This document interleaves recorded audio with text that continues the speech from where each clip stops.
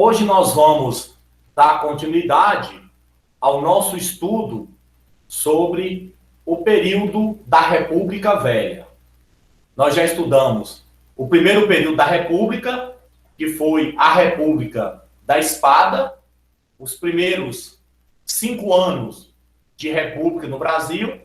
Hoje nós vamos dar continuidade e vamos estudar o período conhecido como República Oligárquica, que é um período aí de 30 anos, mais ou menos, em que a política brasileira foi dominada pelas grandes oligarquias do país, principalmente a oligarquia paulista e a oligarquia de Minas Gerais. Esse período é conhecido também como política do café com leite. Então, eu vou compartilhar com vocês um slide e vocês vão ver aí na tela de vocês, e a partir desse slide, aí sim nós vamos trabalhar com a nossa aula. Então, aqui está o slide, e aí nós temos os anos de consolidação da República no Brasil. Então, de um lado aí nós temos a chamada República da Espada, e do outro, a República das Oligarquias. Vamos relembrar o que foi a República da Espada. Os militares, eles tiveram bastante influência nos primeiros anos da República. Os militares deram um golpe que acabou com a monarquia no Brasil. Então, eles chefiaram o governo nos primeiros anos da República. O Marechal Deodoro da Fonseca, que foi o primeiro presidente, assumiu o governo provisório da República, depois do 15 de novembro de 1889, governou provisoriamente durante um período, depois foi eleito presidente de forma indireta pelo Congresso Nacional. Mas depois teve que renunciar à presidência por questões de crise política e econômica, assumiu no seu lugar o seu vice-presidente, que também era marechal do Exército, também era militar, o Floriano Peixoto. Então, Marechal Deodoro da Fonseca, Marechal Floriano Peixoto, representaram o governo militar na primeira fase, vamos dizer assim, nesse primeiro período da República no Brasil. E pelo fato deles serem militares, deu-se nome a esse período da nossa história de República da Espada. Depois foi eleito o primeiro presidente civil, que foi o Prudente de Moraes, um fazendeiro paulista, um cafeicultor, e aí vai começar um novo período, chamado de República das Oligarquias. A política do país passou a ser dirigida pelas oligarquias agrárias. Então, os grandes fazendeiros é que passaram a ter o domínio político do país. E também nós passamos a ter representantes civis na presidência, não mais militares. Então vamos continuar. Aqui nós temos as características da chamada República das Oligarquias. Como é que era esse período aí? Como foi isso? Então, durante a chamada República das Oligarquias, o poder político ele passou a ser controlado no nosso país pelas oligarquias rurais. Então, os grandes fazendeiros, os grandes latifundiários, proprietários de terra, é que tinham o domínio político do país. Então, deu-se início à chamada República do Café com Leite. Houve acordos e alianças entre o presidente da República e os governadores dos estados, a chamada política dos governadores, que começou no governo do Campos Salles, segundo o presidente civil. Então, esses acordos garantiam que sempre os mesmos grupos estavam no poder. A chamada política dos governadores. Durante esse período da República Oligárquica, também houve a prática do coronelismo, podemos chamar de República dos Coronéis. Esses coronéis eram fazendeiros, eram proprietários de terras, eles tinham muito poder político, principalmente no interior, nas pequenas cidades, vilas do país, e eles garantiam sempre a eleição dos candidatos que eles apoiavam. Então, nesse período da chamada República Oligárquica, o coronelismo foi uma prática política muito frequente e muito comum. Então, temos aí essas características da chamada República Oligárquica. A República do Café com Leite, como ficou conhecida, foi um acordo firmado entre as oligarquias estaduais e o governo federal durante o chamado período da República Velha. E nessa época, os presidentes que o Brasil teve fossem escolhidos entre os políticos de São Paulo e os políticos de Minas Gerais. Então, deu-se o nome de político do café com leite exatamente porque, ora, São Paulo elegia o presidente da República com o apoio de Minas Gerais. Na outra eleição, Minas Gerais, por sua vez, elegia o presidente da República com o apoio dos paulistas. Então, Minas e São Paulo alternavam no poder, no governo federal. Então, como São Paulo era rico no café, era o estado que tinha maior produção de café, né? Tinha grandes fazendas de café, e Minas era grande produtora de leite, porque criava muito gado no estado de Minas, e aí a mídia na época, a imprensa, apelidou, né, essa política, esse sistema de política do café com leite, que é uma forma pejorativa de se referir à situação política do país naquela época. No período que vai do final do século XIX, desde a época da proclamação da República até a década de 1930. Então, essa política oligárquica ela vai durar no nosso país durante um período aí de quase 40 anos. Então, para podermos entender melhor a política que se estabeleceu durante a República Oligárquica, nós precisamos compreender qual era a situação social do Brasil nos primeiros anos da República. Então, como é que estava o país naquela época? Tinha crises sociais? Tinha crises econômicas? O país estava tranquilo? Houve revoltas ou não houve? Então, vamos fazer assim um resumo, uma síntese da situação política do Brasil no chamado período da República Oligárquica. No interior nordestino, havia uma superexploração da população, havia muita miséria, havia muita fome. Essa era a realidade do sertanejo, do povo que vivia no sertão nordestino, naquele período do final do século XIX e início do século XX. Havia absoluta obediência ao chefe local, isso aí é o coronelismo, a materialização na política pela figura do coronel, né? Então, esses chamados chefes políticos de cada região do interior do país, os chamados chefes políticos locais, que eram os chamados coronéis, eles tinham um poder muito grande, então a população tinha que ter uma obediência a eles, senão sofria as represálias. A saúde era outro problema social naquela época, porque era muito precária, principalmente nos grandes centros urbanos e no interior do país. Então não tinha uma saúde de qualidade, não tinha atendimento médico para a população. A saúde era precária. Na República Oligárquica, ou na chamada República Velha. O trabalho foi outra questão social delicada. Foi durante esse período que começaram a se envolver as classes médias urbanas, assim também como a classe operária.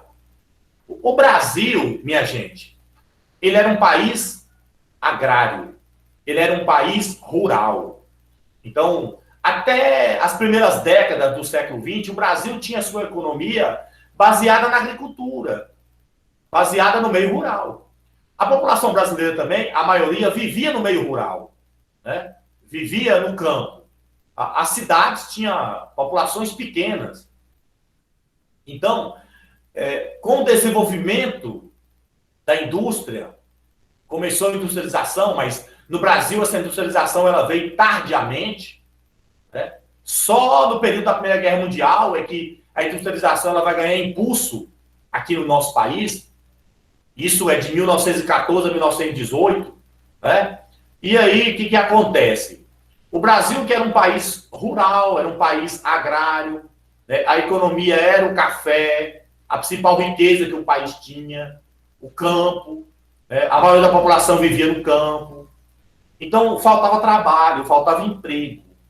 Então, você tinha uma pobreza muito grande no Brasil nesse período aí.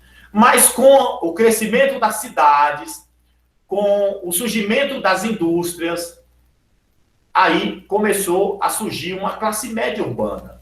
E também surgiu uma classe operária, que passou a ter voz, né, que passou a ter mais importância na sociedade.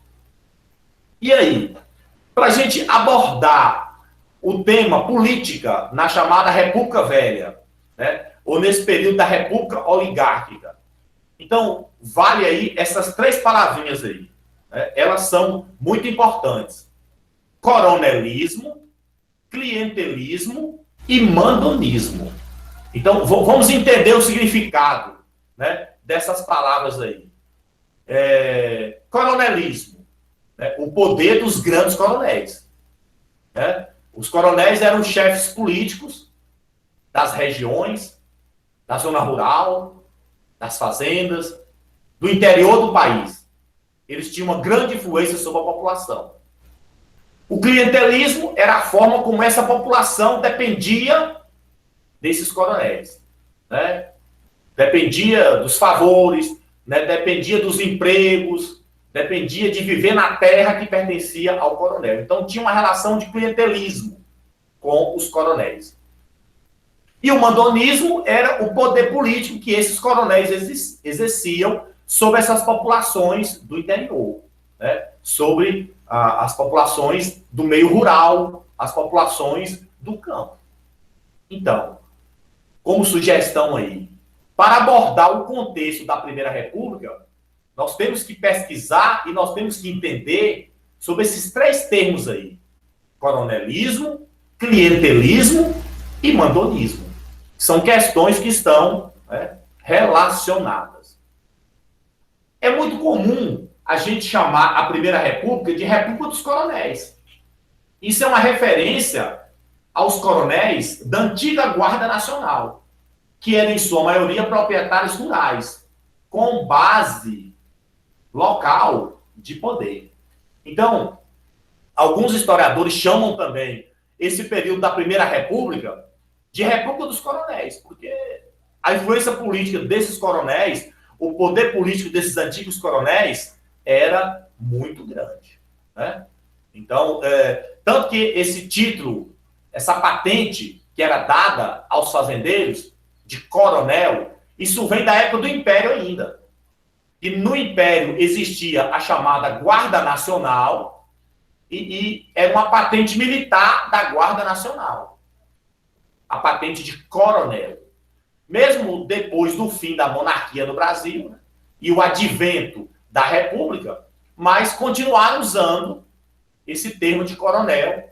Essa patente militar continuou a sendo dada, né, na época, pelos presidentes da República, pelos governadores, a esses fazendeiros que tinham esse poder político muito grande, principalmente no interior do país. E na região Nordeste, né, no sertão, no interior, foi onde houve a atuação maior dos chamados coronéis. E aí o coronelismo, que é um fenômeno político eleitoral que ocorre na instância municipal ou na instância regional.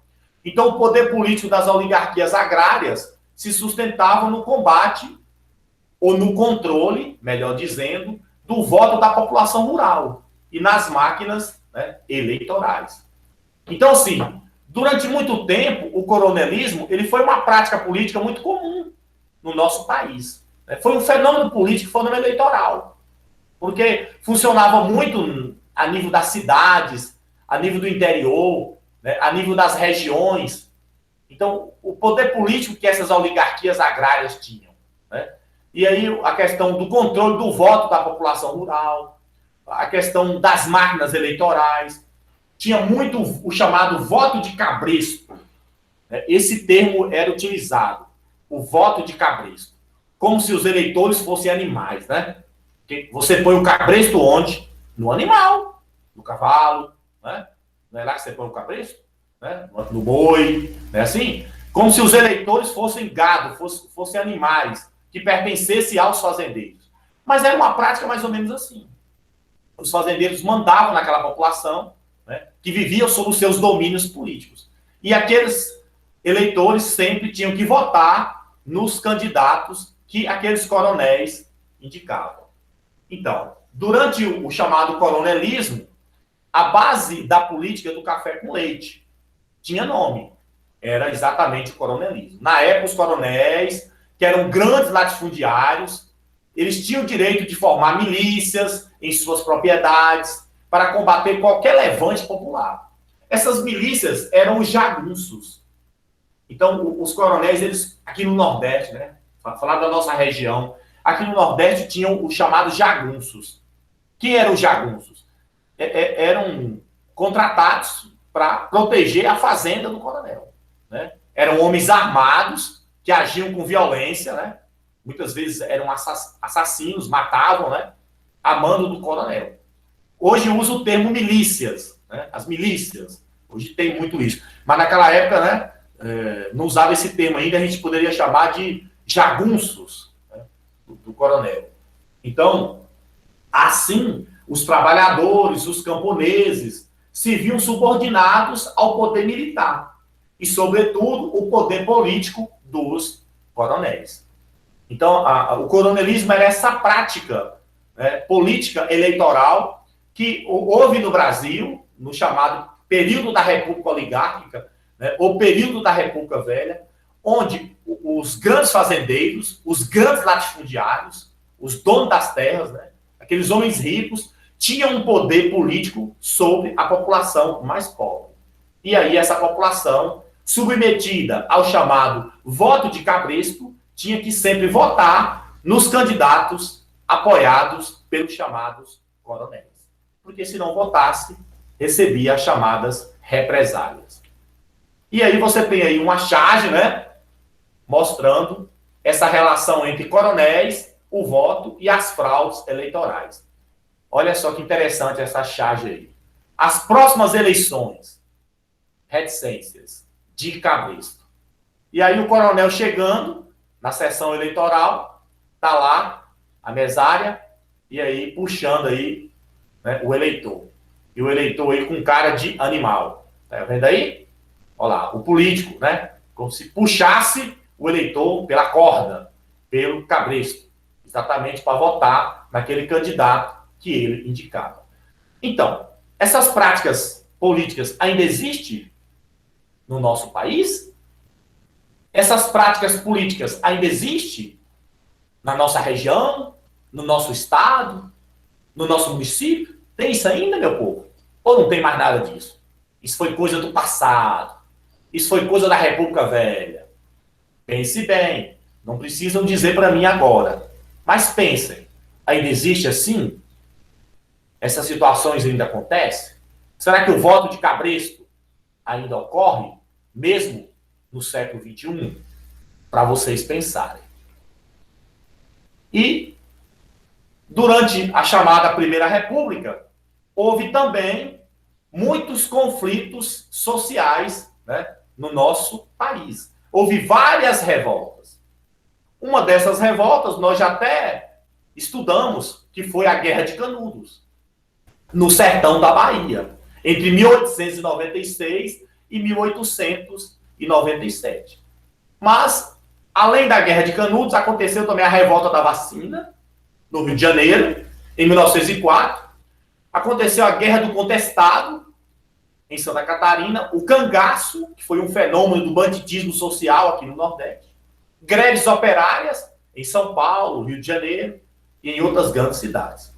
Mas essa questão dos conflitos sociais, né, essa questão das revoltas, será discutido por nós numa próxima aula. Numa próxima aula, nós vamos abordar esse tema.